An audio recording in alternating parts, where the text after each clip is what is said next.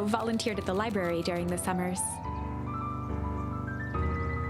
He wasn't very social, so he'd dedicate each summer to becoming making him a reliable source of very particular. If you were to ask Kato something he didn't know, he'd escape into the dusty old bookshelves and return with just the right thing. Kato was lost in his reading. Luca crooked his neck to see the title, Introduction to Melitology.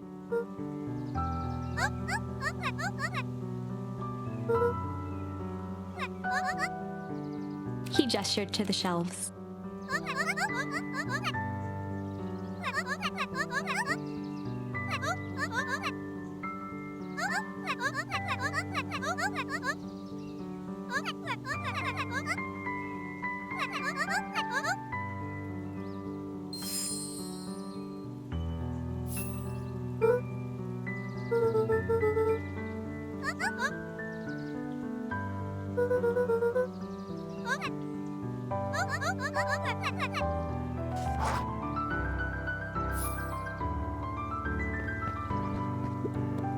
Oh, the cobs I've eaten.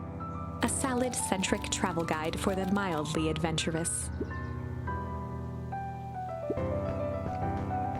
Sally Seashore's simple, succulent sundries. Luca brushed off a smudge of dust. Or maybe it was flour. 30 recipes so easy you'll doubt it's even edible.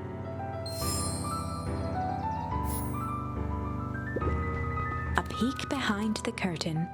The methods and ruminations of Patrick C. Montesquieu.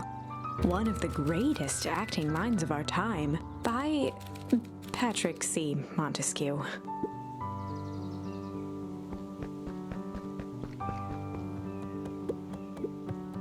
There were rarely any actual new additions. Simply a variety of existing content rotated into the front display each week.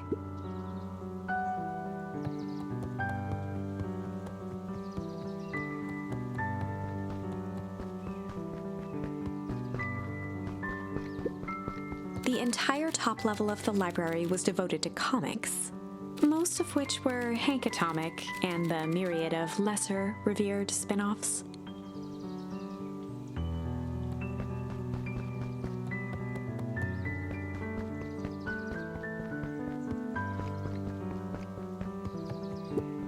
Mycological phosphorescence.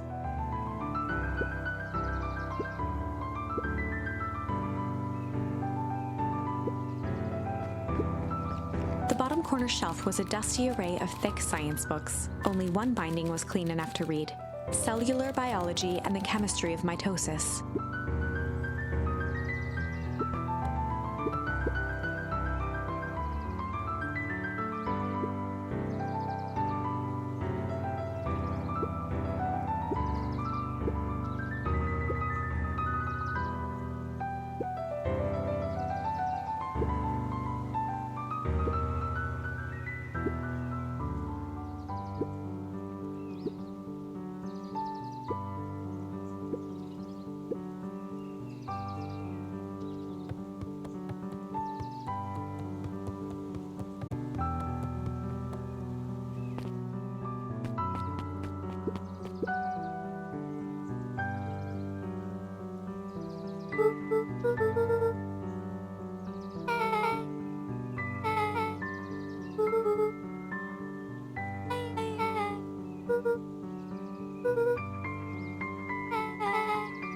Beck's family moved often, giving her little time to establish any real connections. She would tell you she prefers it that way.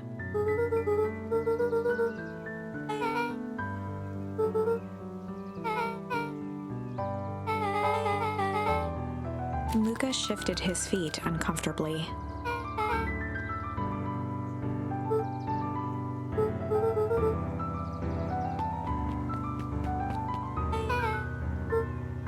Beck pulled a coin from her pocket.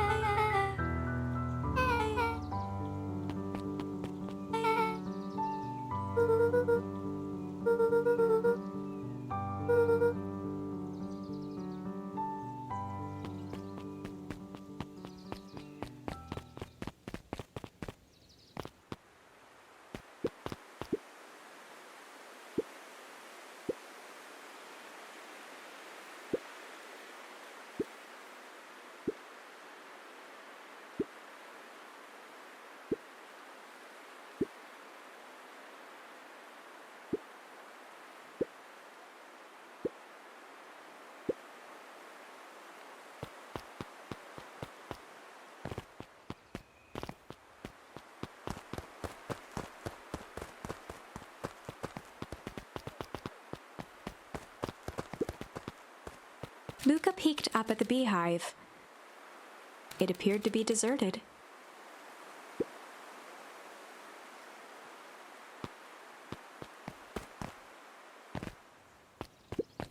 After the foul harvest destroyed their wealth and the Valentines shuttered off their estate from the rest of town. The Valentine mansion loomed over every other building in town, both figuratively and literally.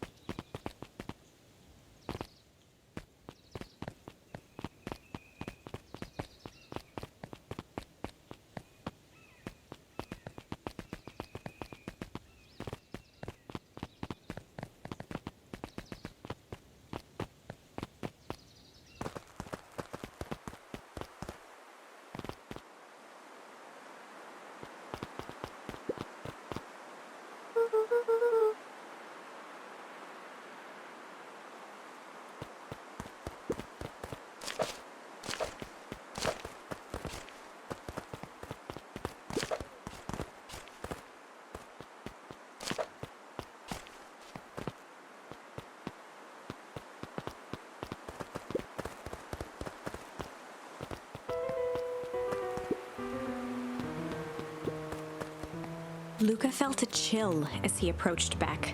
Her eyes were locked on the strange green liquid. The nearby grass was coated in a fine layer of frost.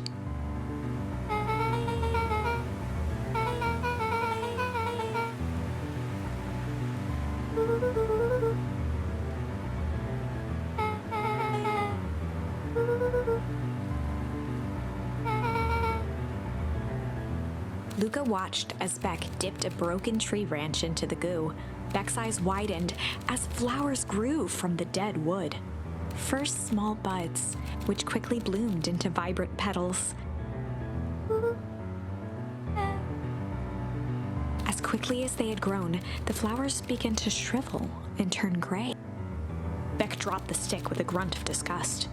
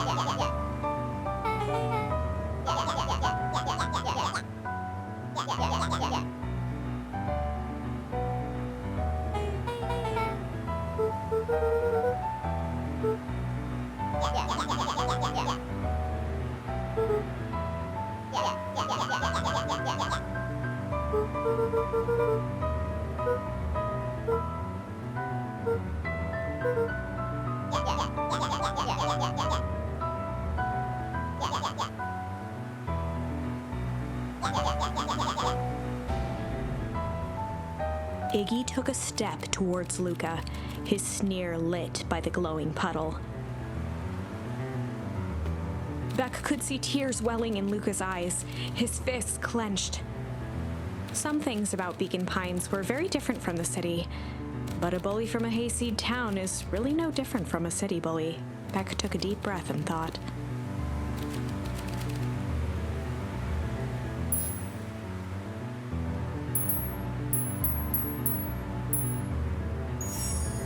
Well, time to bust out the strange.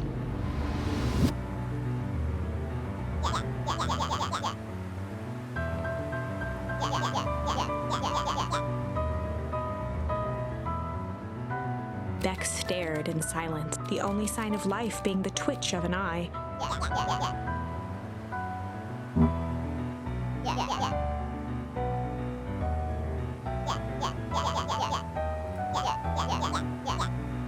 At the sight of Iggy taunting Beck, something in Luca snapped. Iggy's smirk shifted to a look of shock as Luca launched himself into his stomach.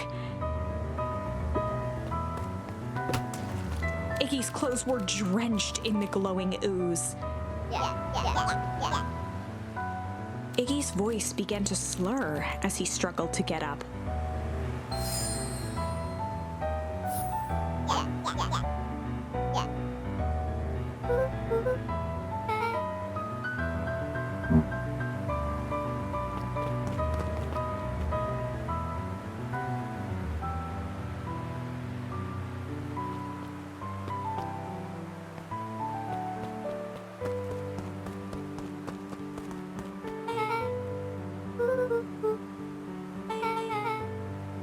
person at the warehouse. This strange ooze and what it did to Iggy. Was Rollo caught up in all of this?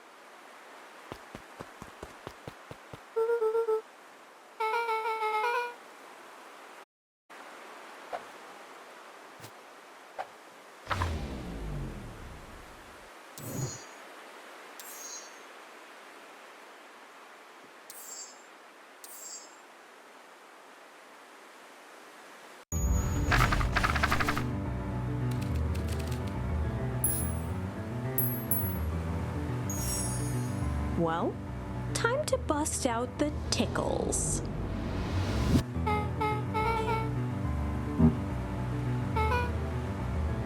Beck lunged forward and began to tickle under Tish's arm.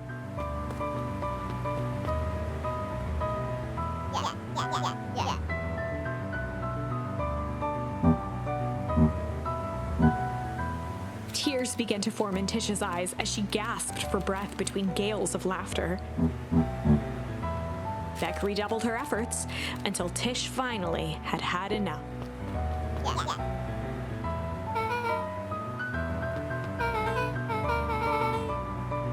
Iggy's eyes darted around, a realization dawning on his face that he was now outnumbered.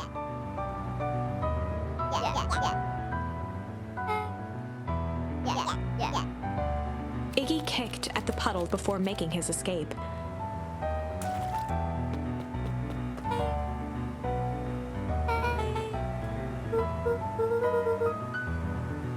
Beck shook the ooze out of her hair as best as she could.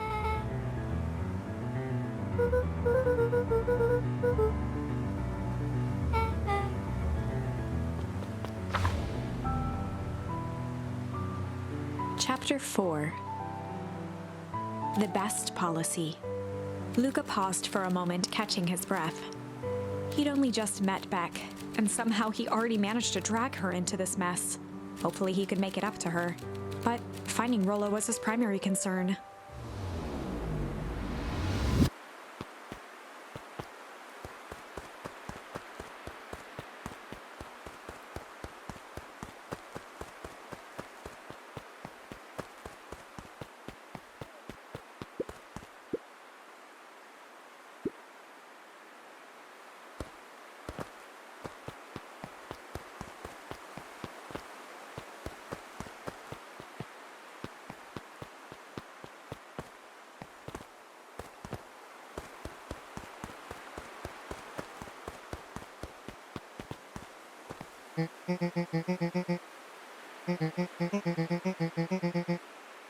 Roxy and Fitz looked drained. It was clear they'd spent all day searching.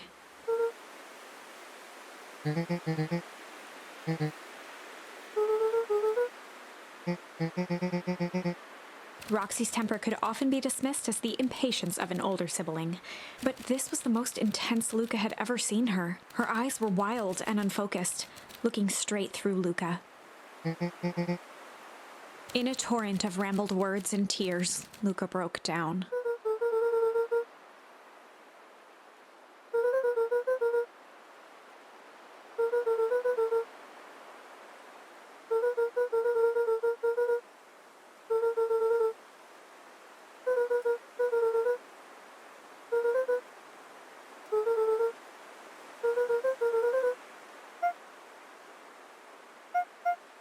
Roxy, still exhausted and angry, softened briefly as her eyes hunted the ground in thought. With a determined sigh, she looked up at Luca.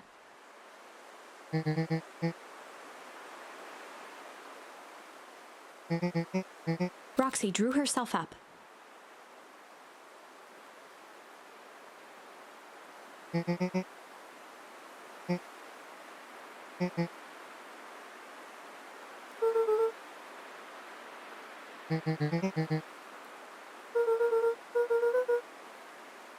Roxy tried to think of the safest place to send Luca.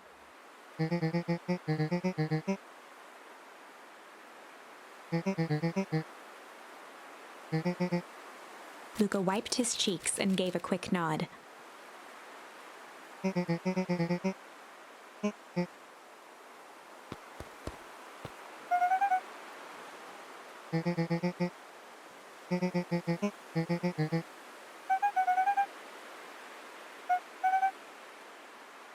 Looking into the puddle, Roxy rubbed her arms to warm up.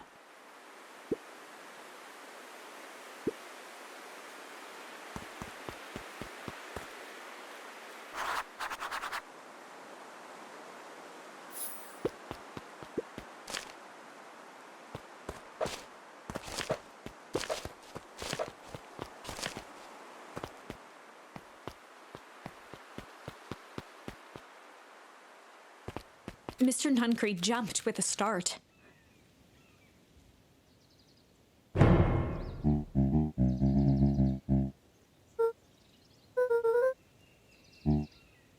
Luca motioned to the phone booth.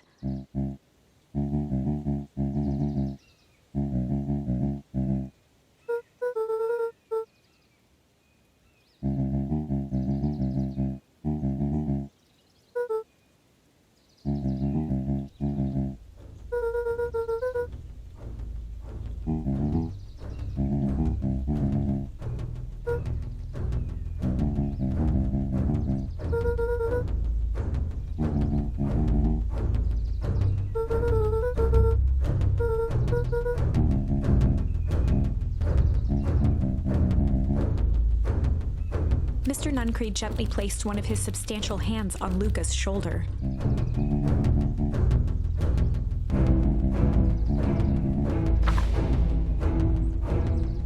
Luca peered up at Mr. Nuncreed. Kind eyes warmed a stern face. There was a deeper emotion hiding beneath it all.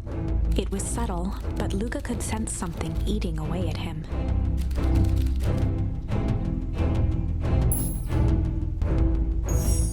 There was a shame lurking behind those eyes. A deep sadness. If Mr. Nuncreed was that worried about Rollo, maybe he could help.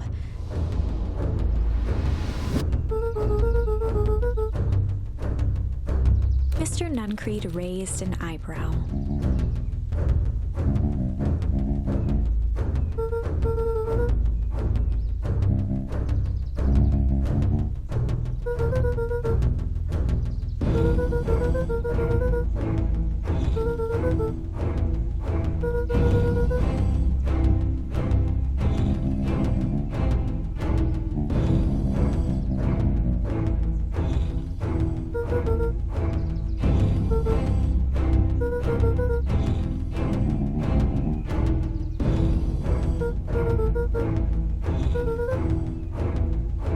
Mr. Nuncreed's shoulders slumped.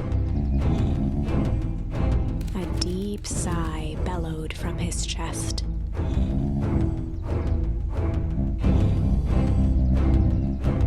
Luca attempted to take a step back, but Nuncreed's hand clamped down on his shoulder.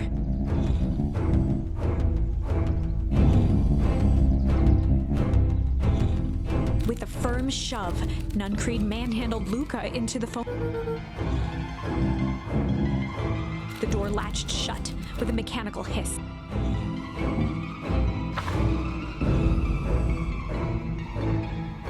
As Luca pounded the glass, the floor dropped from under his feet.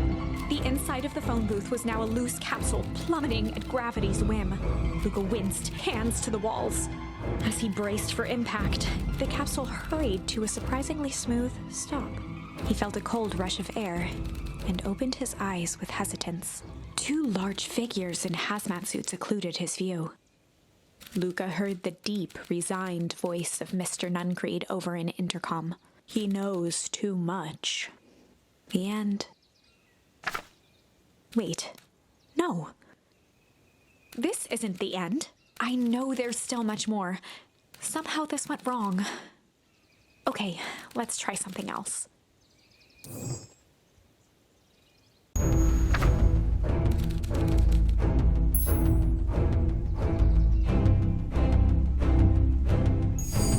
There was a shame, a deep sadness. If Mr. Nuncreed... Mr. Nuncreed raised an eyebrow.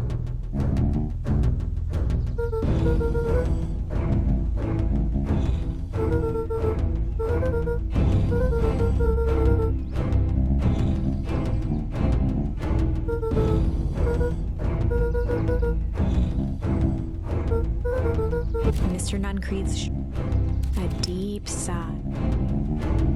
Luca attempted to take a step back. With a firm shove, the door latched shut.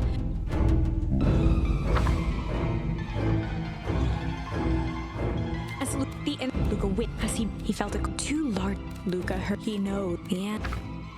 Wait, this isn't somehow the okay, let's try.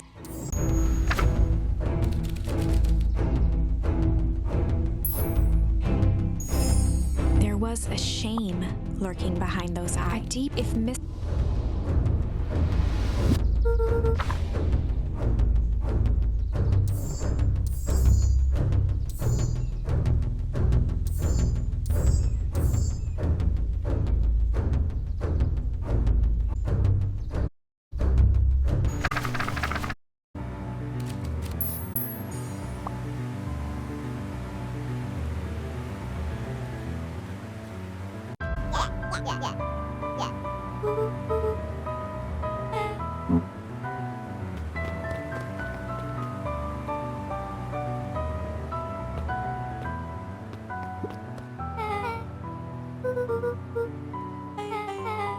The person at the warehouse. This strange ooze and what it did to it. Was Rollo caught up in all of this?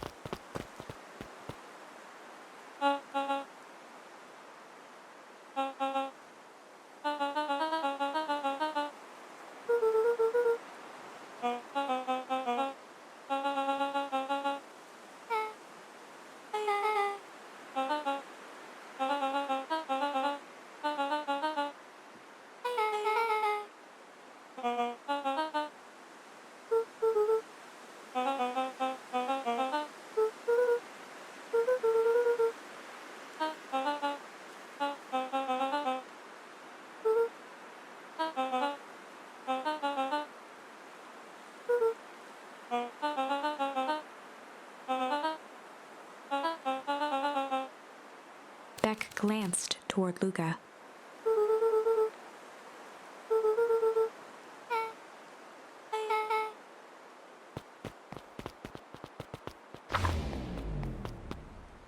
Rollo was safe.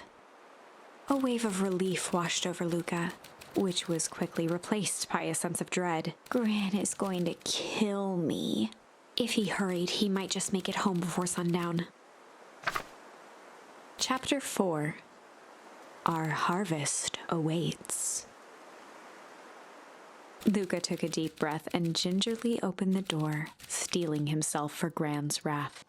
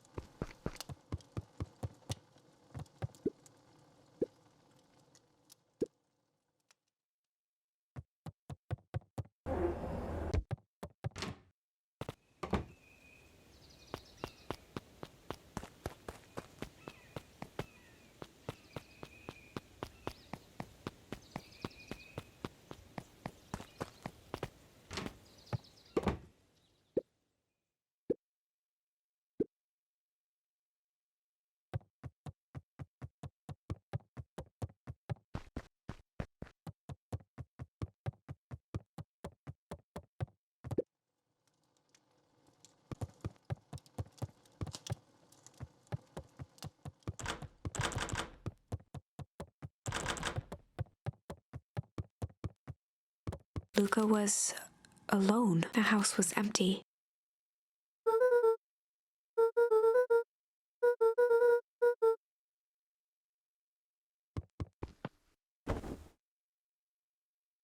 Luca was sitting by the pond, listening to small waves lap against a rock.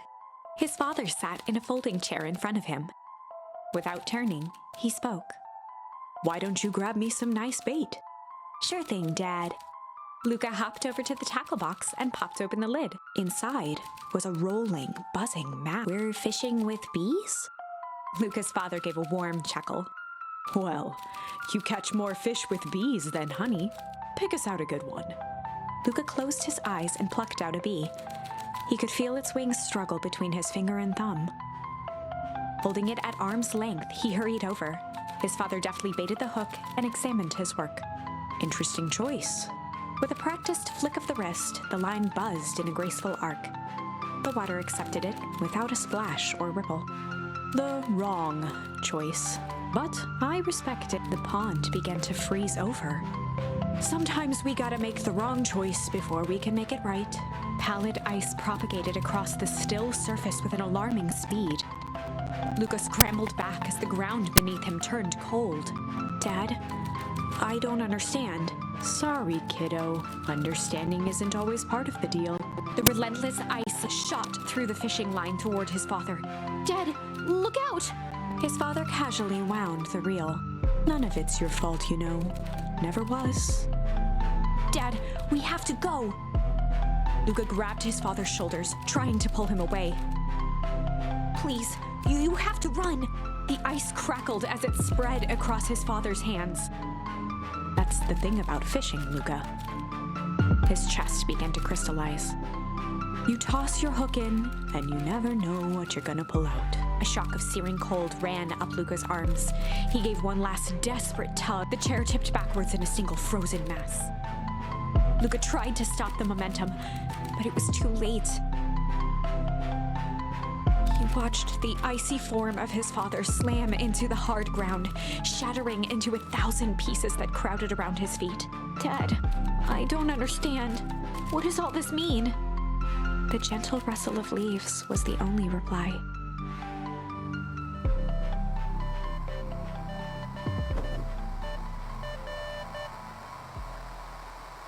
Luca's eyes struggled to focus on the walkie-talkie.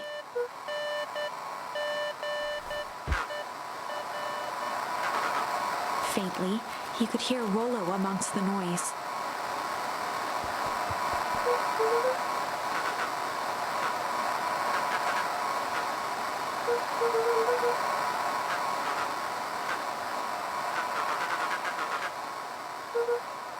Rollo's voice was coming through more clearly now, but some words were still just static.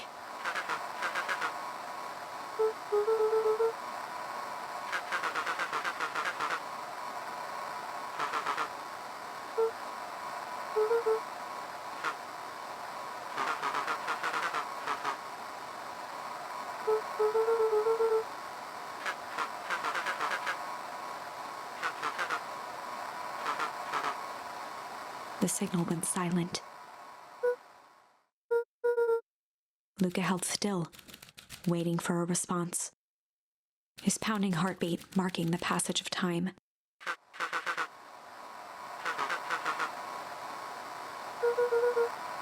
Rollo's voice began to fade.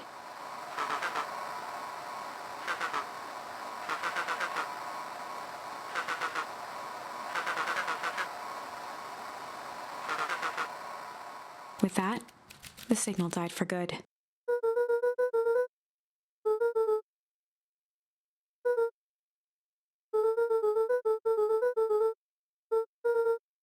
Luca grabbed the walkie-talkie and sprinted to the treehouse.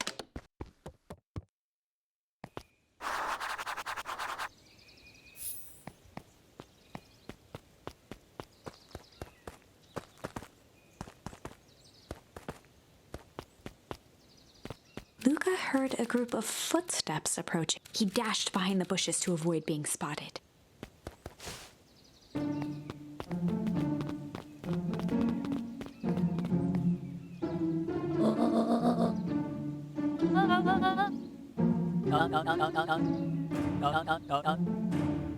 Mr. Tolliver paused, shifting his eyes to one side.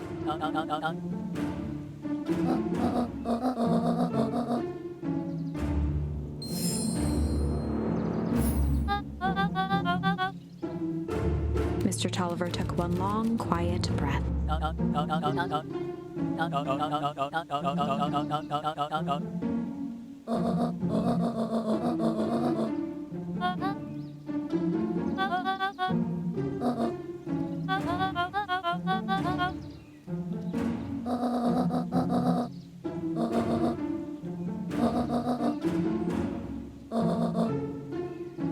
The three shared a determined look.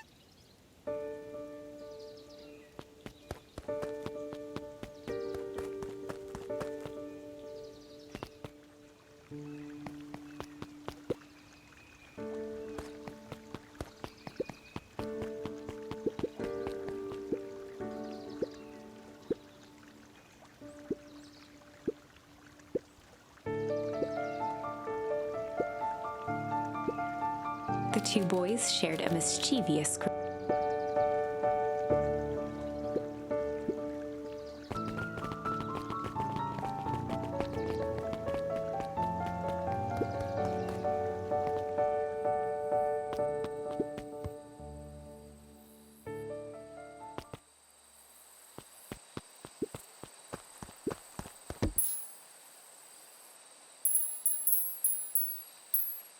Luca tied a small magnet to the line, fishing with the law of attraction.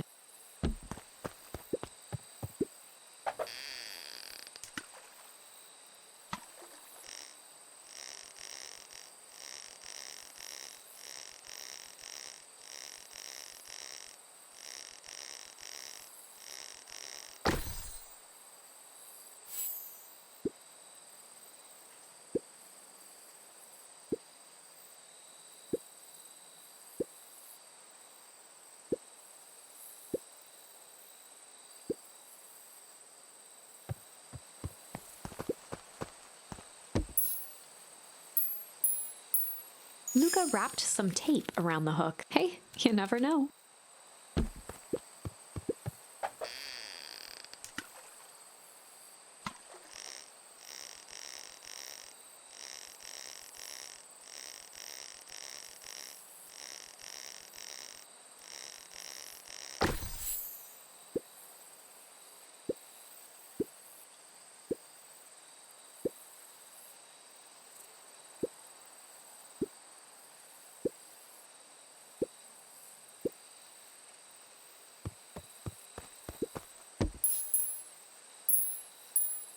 Luca stuck a toy stretchy hand on. Those things always get dirty anyway.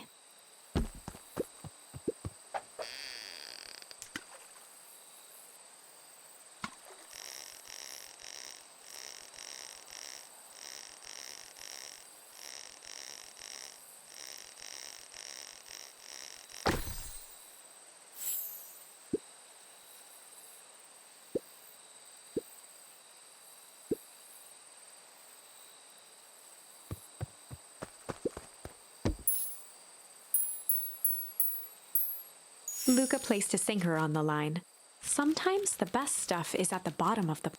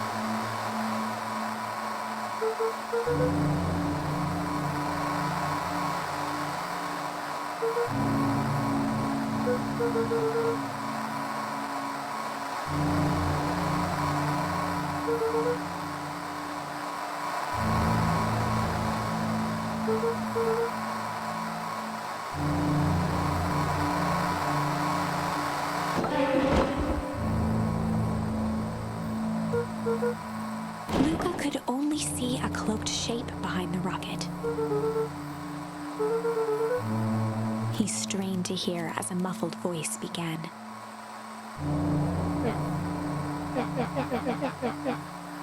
Fear gripped Luca's throat. Luca stared at the ground for a moment, trying to place the dampened voice. The figure shifted slowly from behind the rocket, revealing itself to Luca.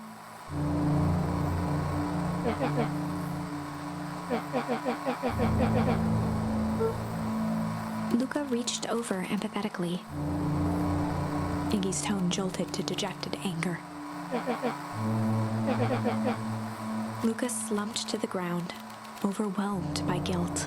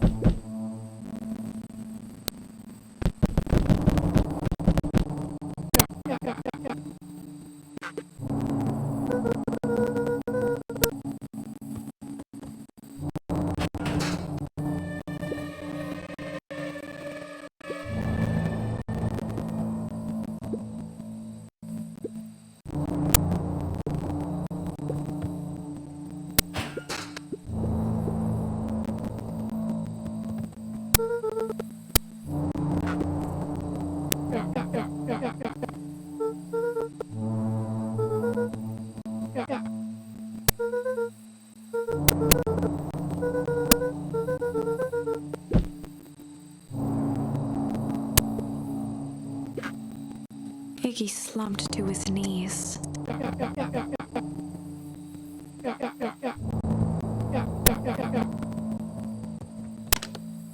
Luca grabbed the walkie-talkie and headed for the window. Luca and Iggy climbed up the back of the treehouse to its roof, where Rollo had constructed his MCDC, the Mission Control Defense Cannon. From behind the crowd of clipboards, William Kerr strode forward, a warm smile on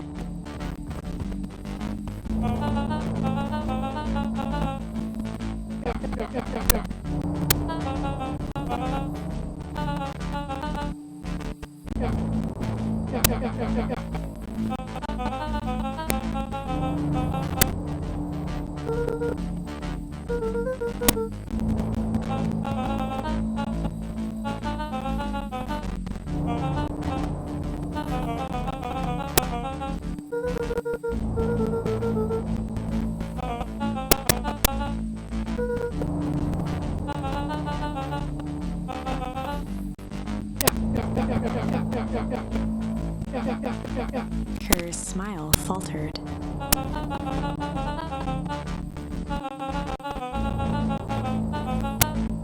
Luca's grip tightened on the MC.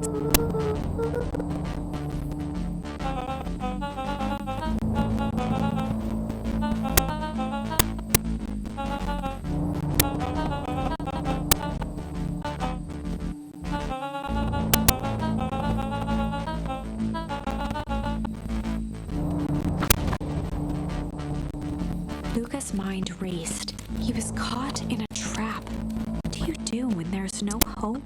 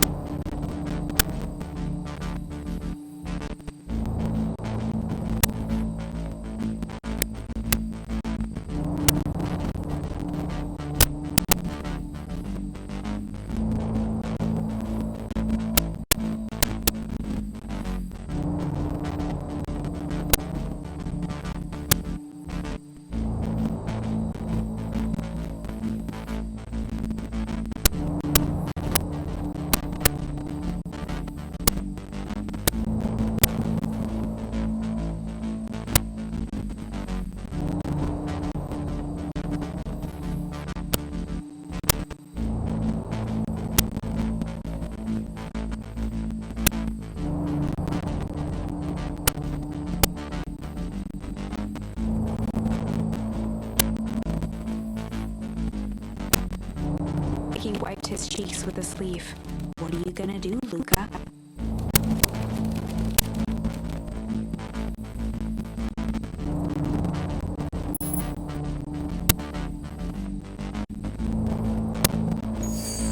Luca drew himself up and decided to take the only option they had. He swung the mission control defense cannon around, aiming it confidently at the smirking face of William Kerr. Luca summoned his most insolent demeanor.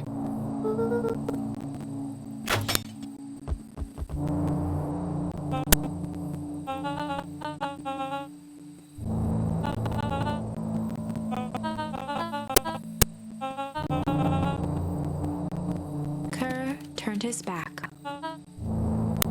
With a nonchalant wave of the hand, he made it. As the clipboards began to slowly advance on the treehouse, Luca looked to the end. That escalated quickly. Maybe discretion was the better part of valor here. Let's put a pin in this for now.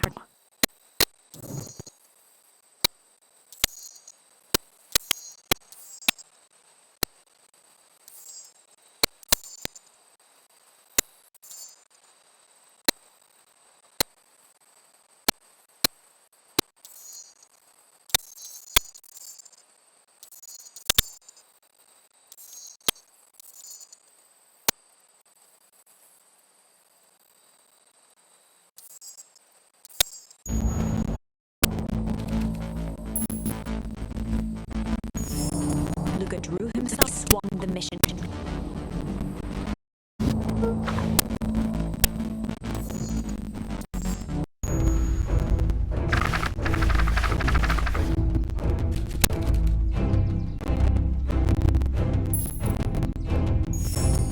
At Deeps, if Mr. Nunn...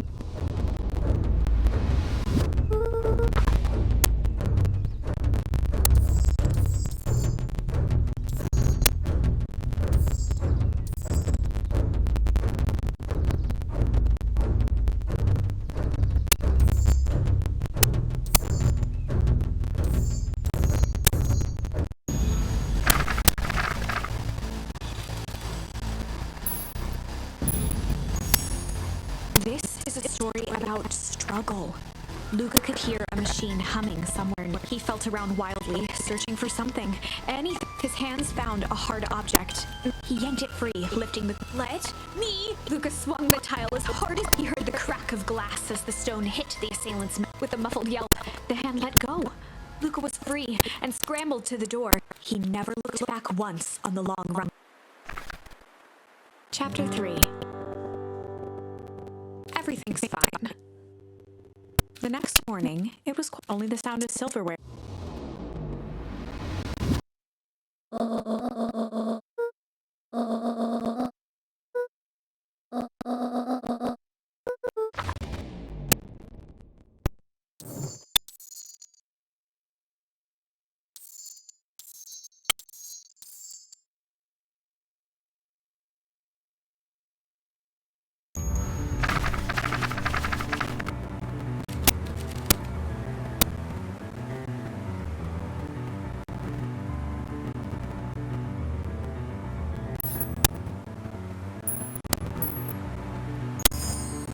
Well, time to bust out the tickles.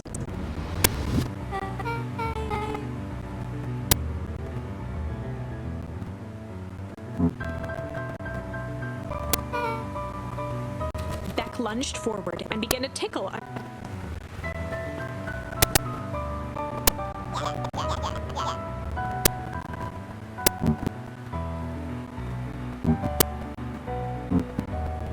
Tears began to form in Tish's eyes as she gasped for breath. Beck redoubled her efforts until Tish...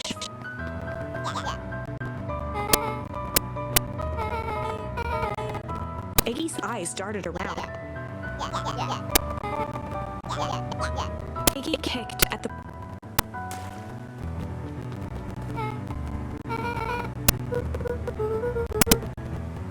Beck shook the ooze out of her hair as best as...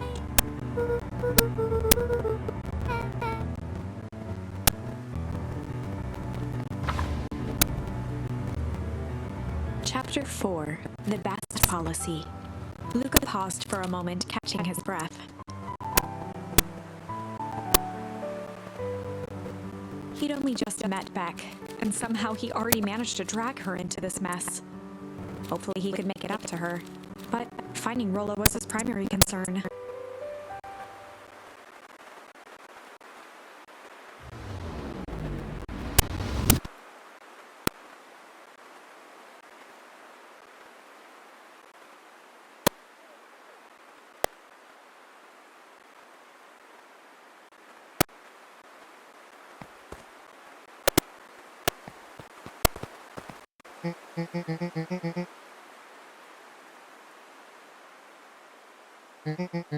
Roxy and Finn, it was clear they'd... Roxy's temper could... But this was the most... Her eyes were wild. In a torrent of ramble...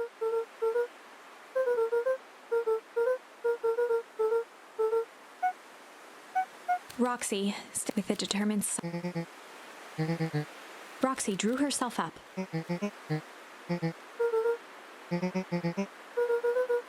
Roxy tried to think of the same. Luca wiped his cheek.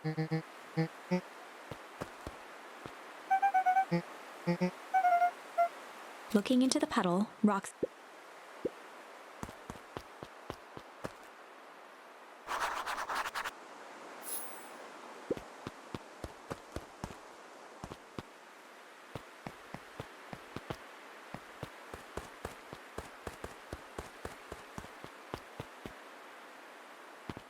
Mr. Nuncreed jumped with a start.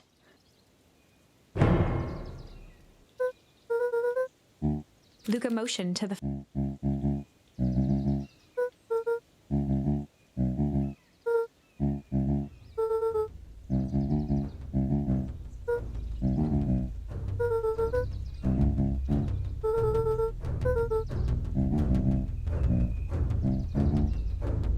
Mr. Nuncreed gently placed one of his substantial... Luca peered up at Mr. Nuncreed. There was a deeper emotion hiding. It was subtle, but Luca could sense something.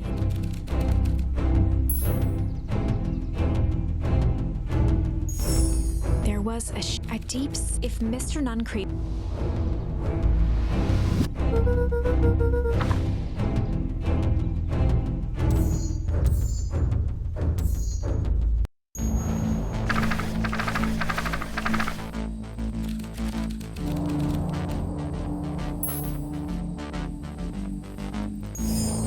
Luca drew himself. He swung the mission control defense cannon around, aiming it confidently at... Luca summoned his most insolent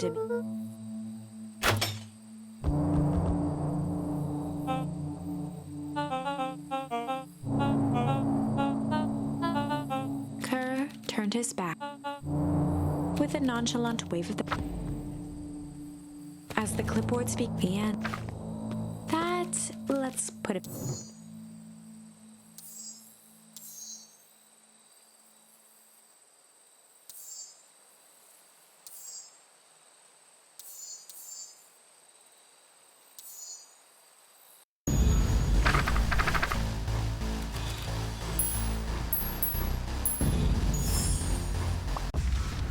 Chapter 3. Everything's fine. The next morning, only the sound of silverware.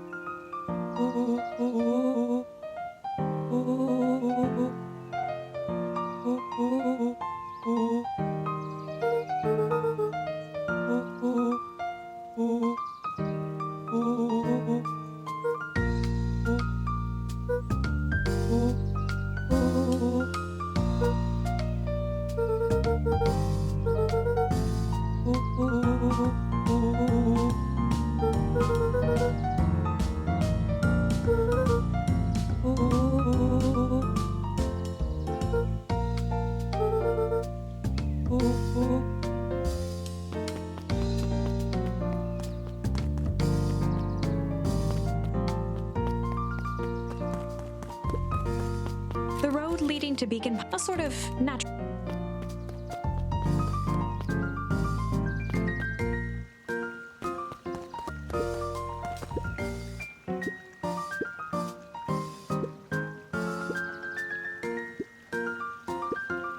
Luca checked the soles of his sandals.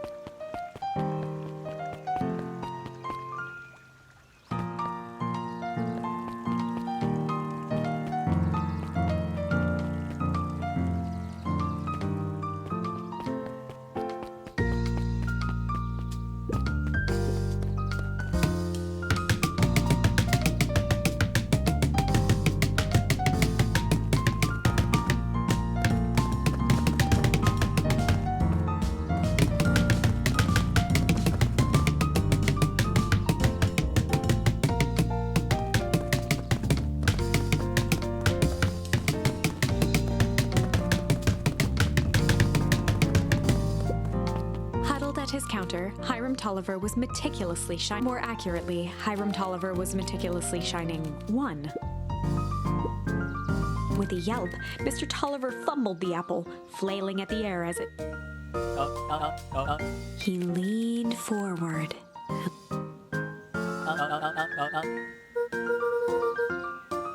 He leaned in a bit.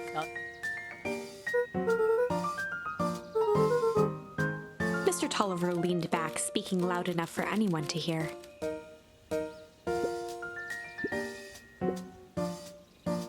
He reached forward and snapped up the jars of jam, giving Luca a... He leaned in for a final whisper.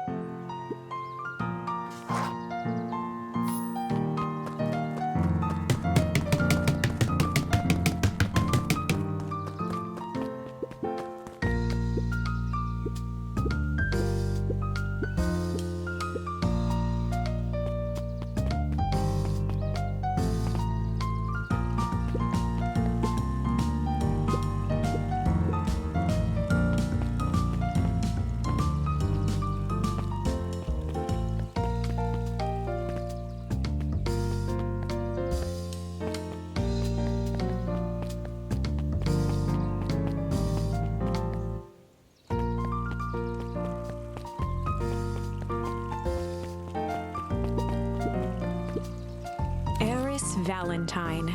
Old had a way of making questions seem like demands.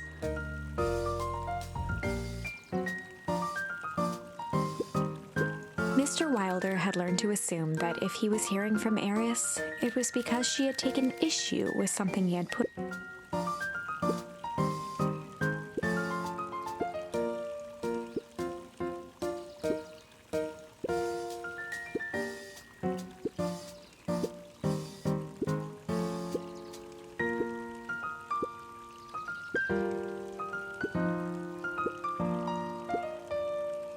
Mr. Wilder averted his gaze and began to polish his mon.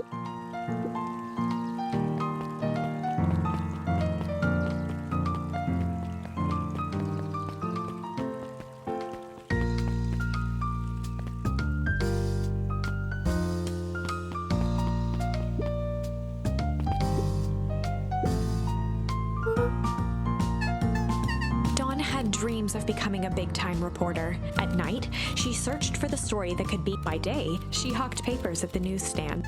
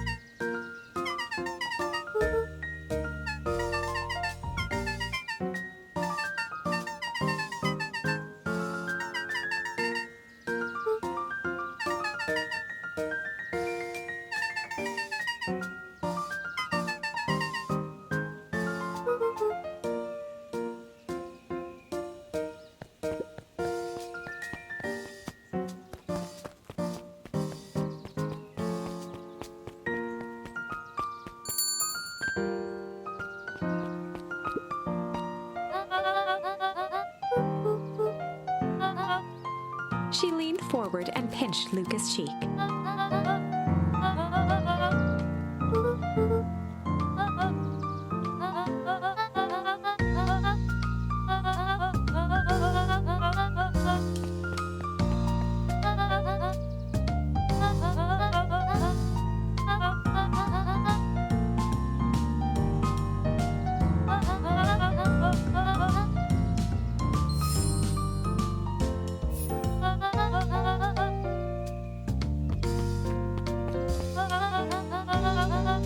Luca shifted the basket uncomfortably.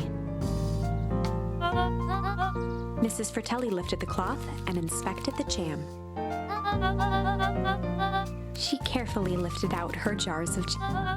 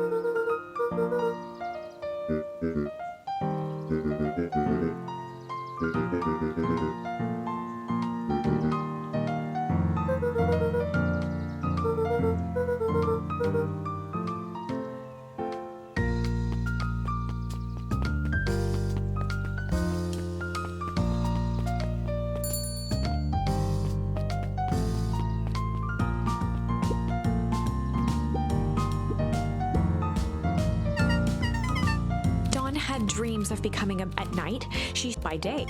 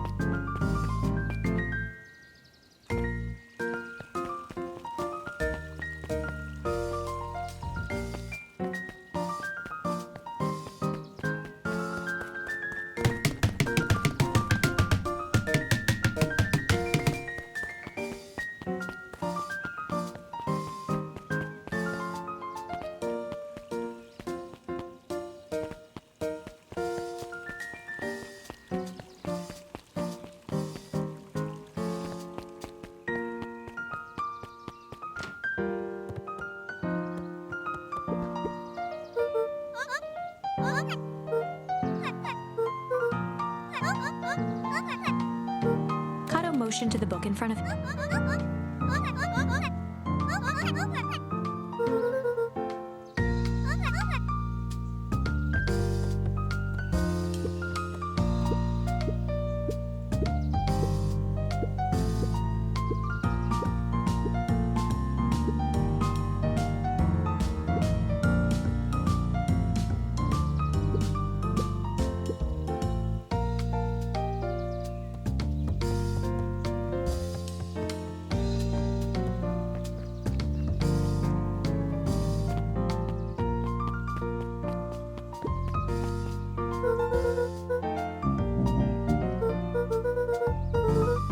Mr. Nuncreed eyed Luca for a moment, then not.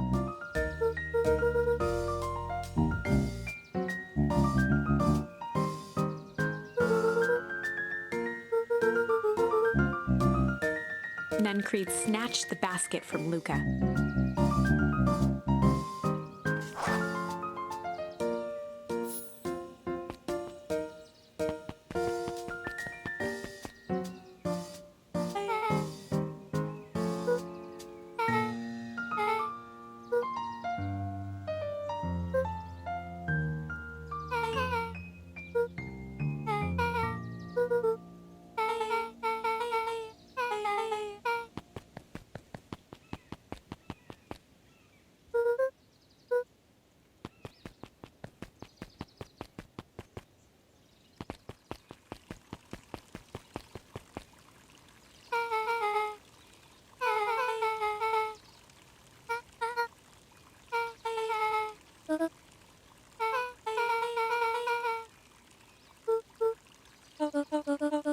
Beck locked eyes with Luke. The look on her face was equal parts expectant.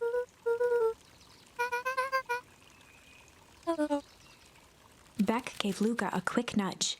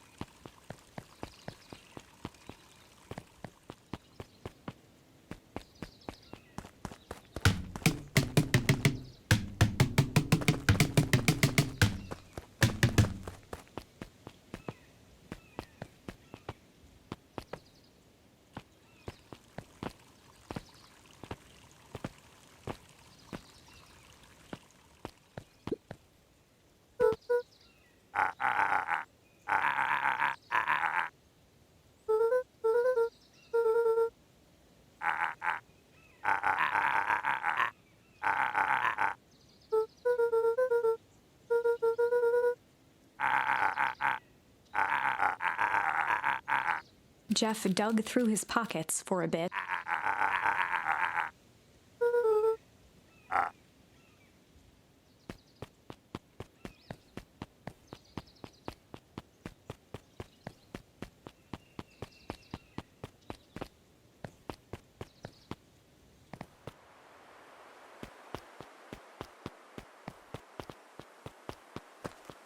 Luca peeked up at the beach. It appeared to be deserted.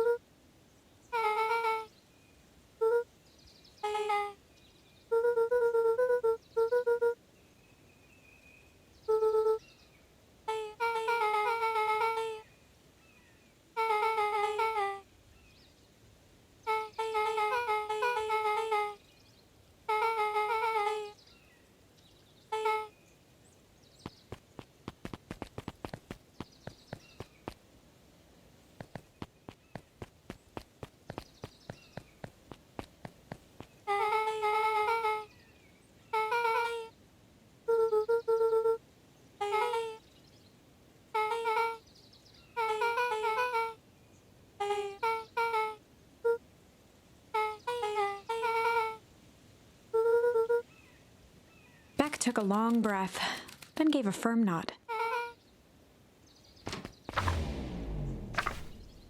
Chapter 4. Dinner with the Moodwills.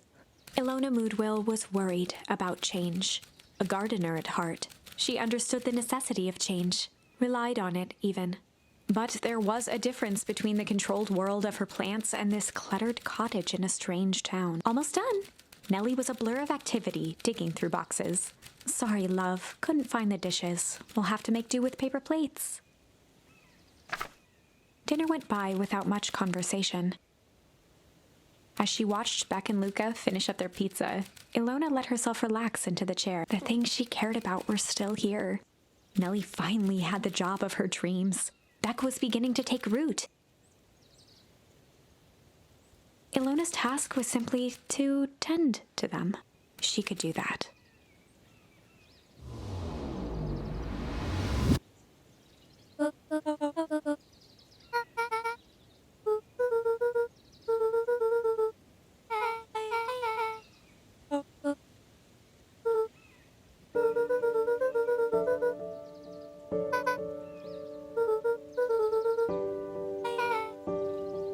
Luca's eyes were fixed to his plate, pushing a chunk of pineapple around with his finger. Nellie was the one who eventually broke the silence.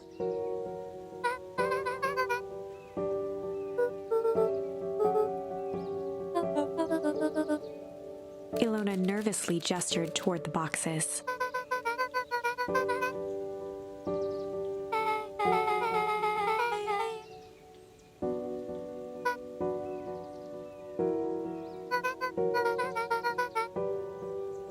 Luca wiped his face with his sleeve. Beck gave Luca a swift kick under the table.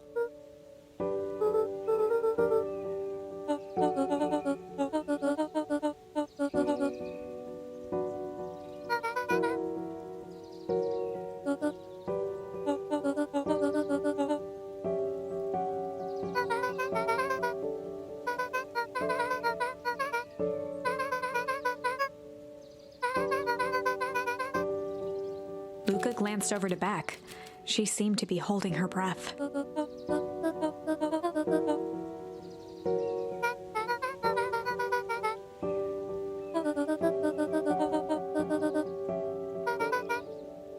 Beck slammed her fist into the table, perhaps harder than she intended. Luca glanced outside to gauge the time. The sky was darker than he expected, filled with ominous clouds.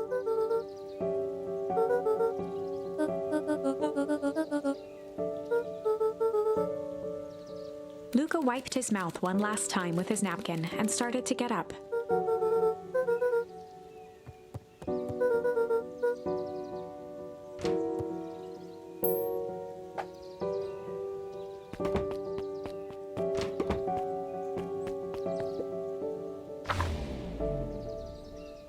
Surprised, Luca turned around. He knew Rollo could be prickly around new people. But Beck seemed cool. Rollo would warm up to her eventually, probably.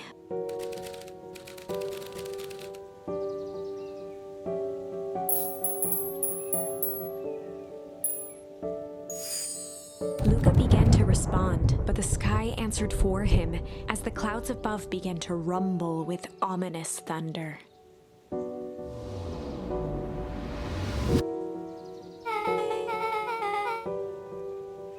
Luca surveyed the roiling clouds. At that moment, the heavens opened up, unleashing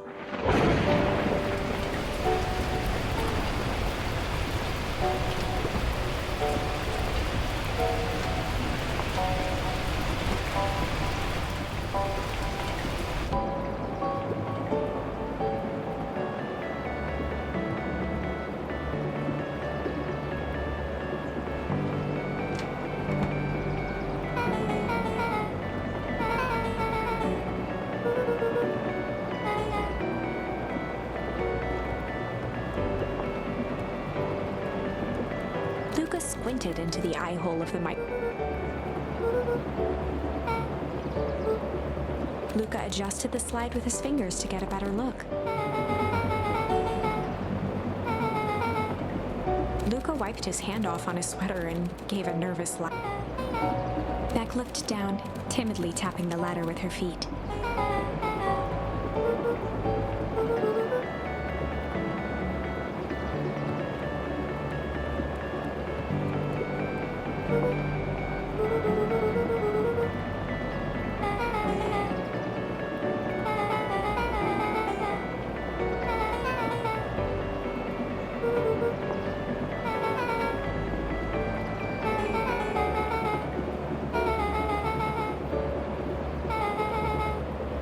Luca flicked at one of the toggles.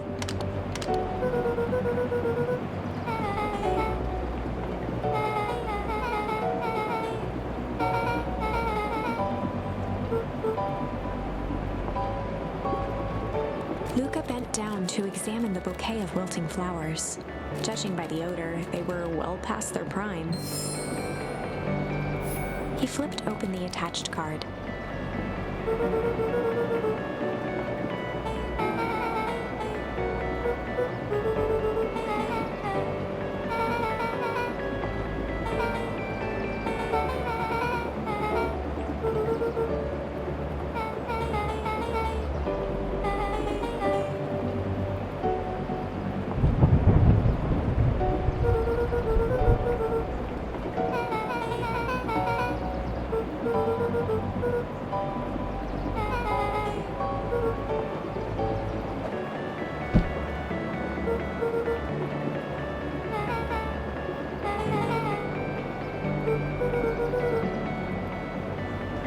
Beck took a moment to watch the rivulets of water running down the window.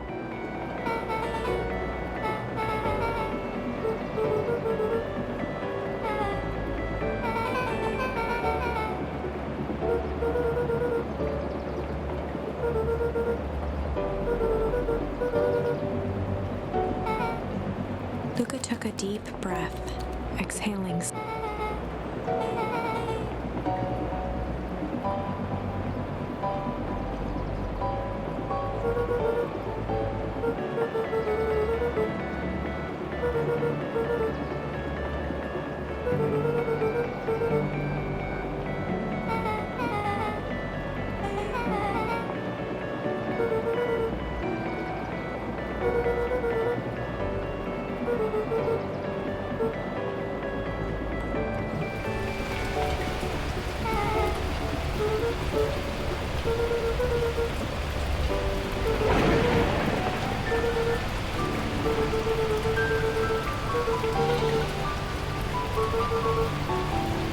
Luca let out a feral scream that echoed.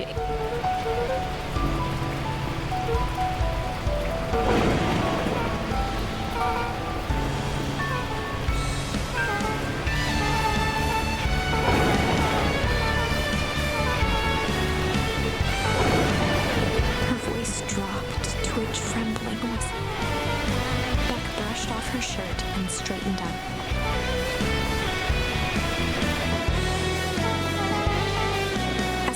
As it began, the storm abated.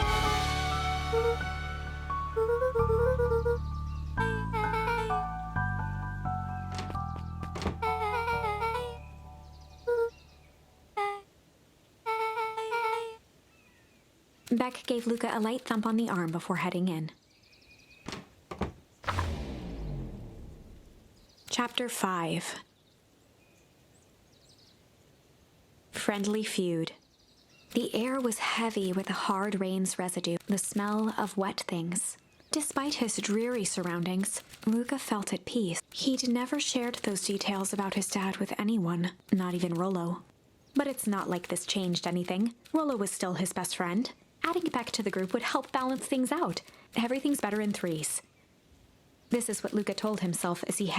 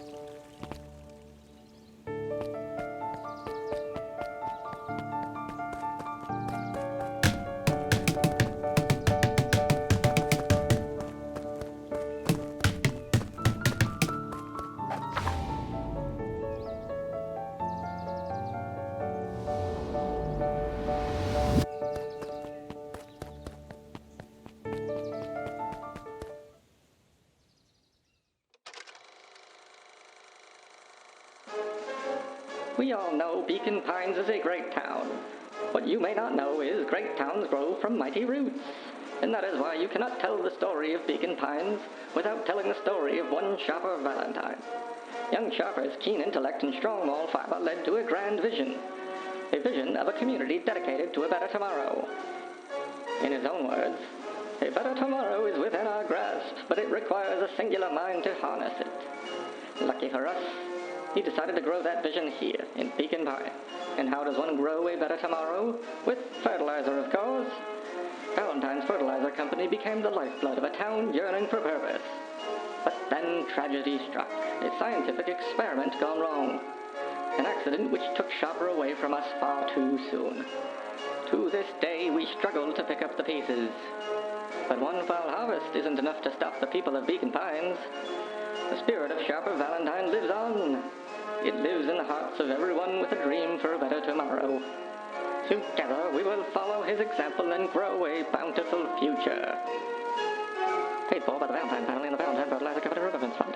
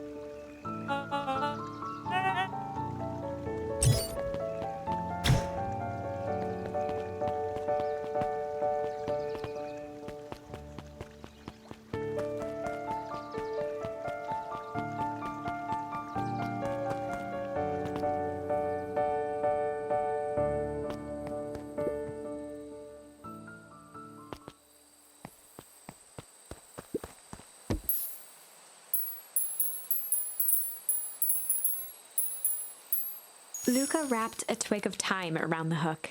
Some fish have refined taste.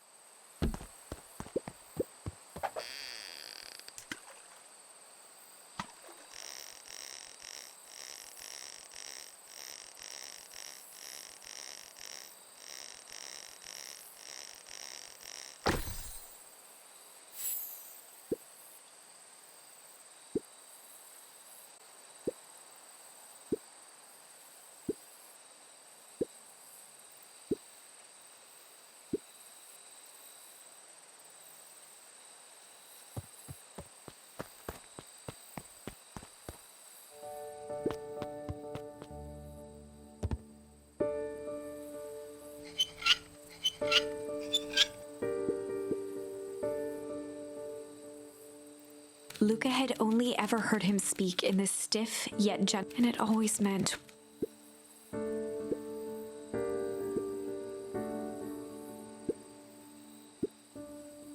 Rollo scoffed.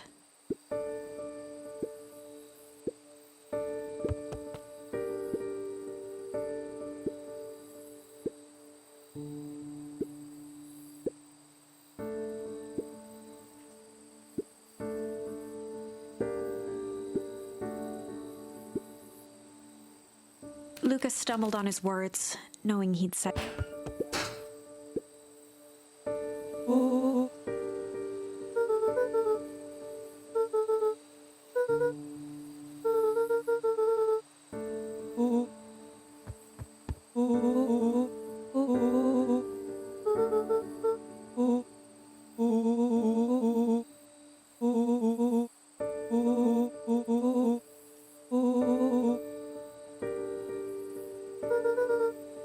Luca became instinctively angry in response. Both boys were now shouting across the distance.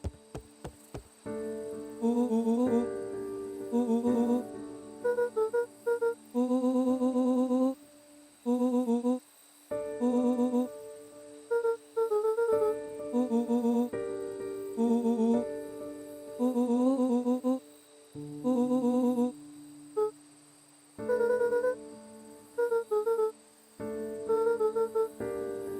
tone changed to a calm, yet more intense anger.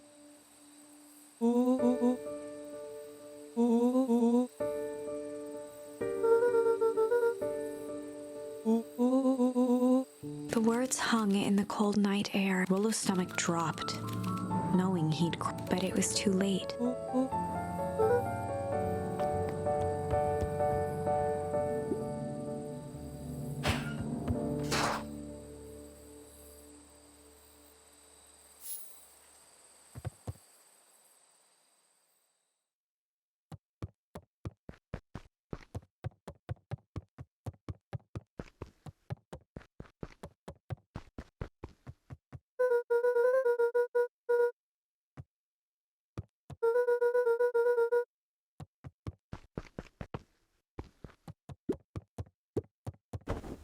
Luca dug through his old stuff, not even sure what he was looking for.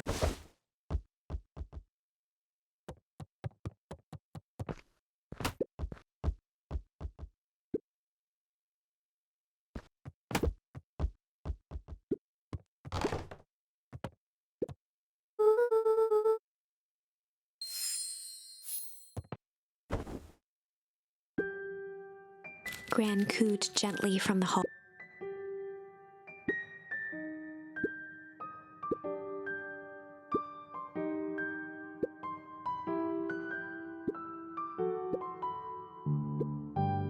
Luca just wanted to be alone. He waited to hear the sound of the front door closing.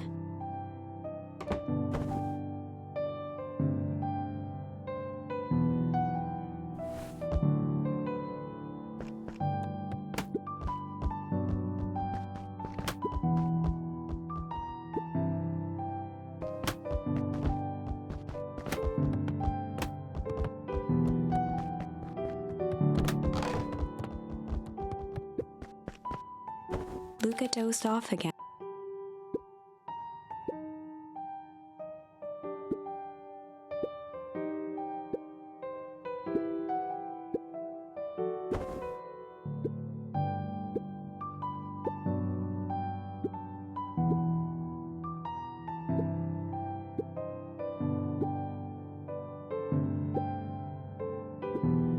Luca still couldn't bring himself to go out. Besides, if he ran into Rollo, he'd have to actually confront the situation.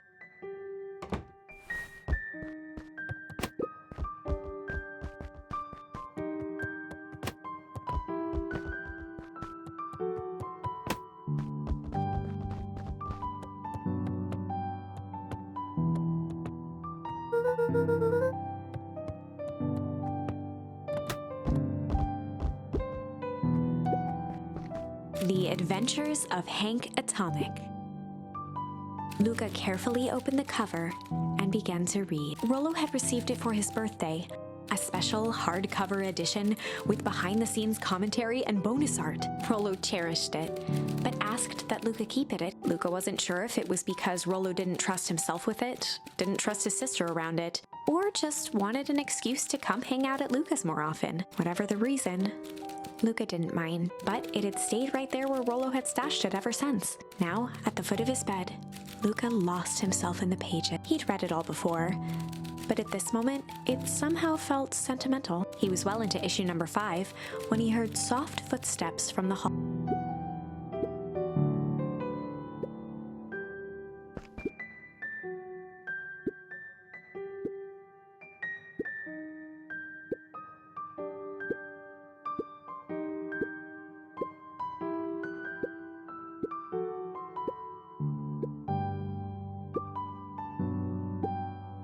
Without realizing it, Luca had pouted away the entire hour. He once again felt the weight of it all and allowed his weary eyes to close. Luca stood in a vast black expanse. He looked up at his father standing beside him. Walt was working a straw at the bottom of a fountain glass, trying to collect the last bits of milkshake. Dad?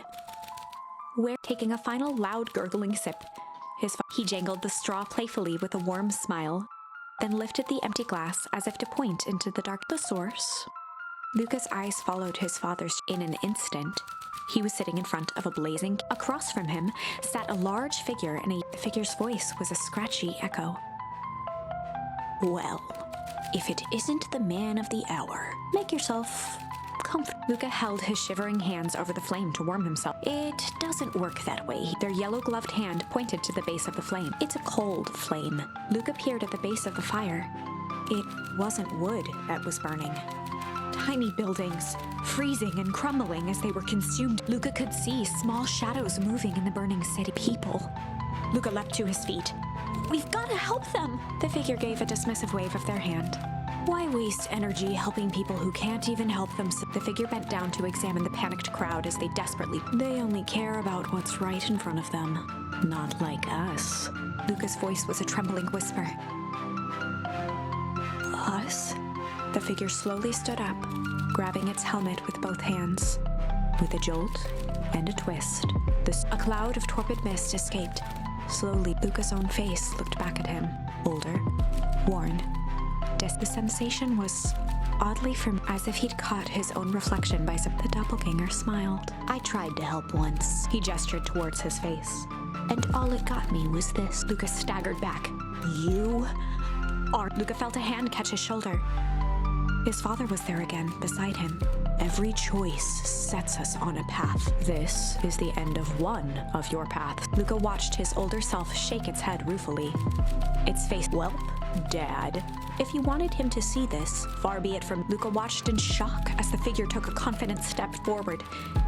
In a flash of cold light, he was gone. What does all of this mean? Luca felt a reassuring squeeze on his shoulder. Just remember, why we choose matters just as much as what we... Luca woke up to see a hazy figure at the foot of his bed, silhouetted in...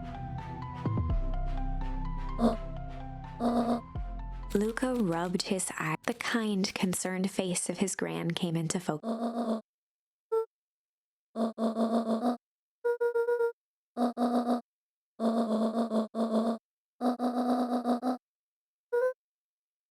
Gran silenced Luca with a gentle pat.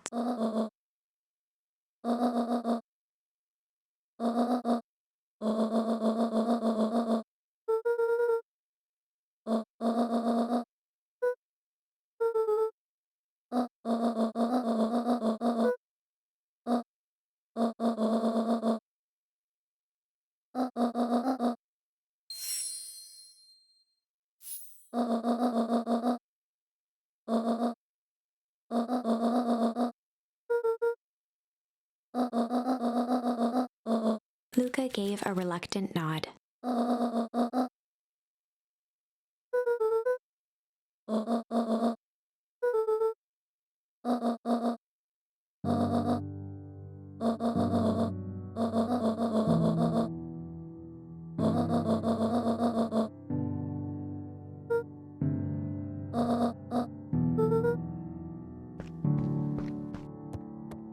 Luca took a deep breath.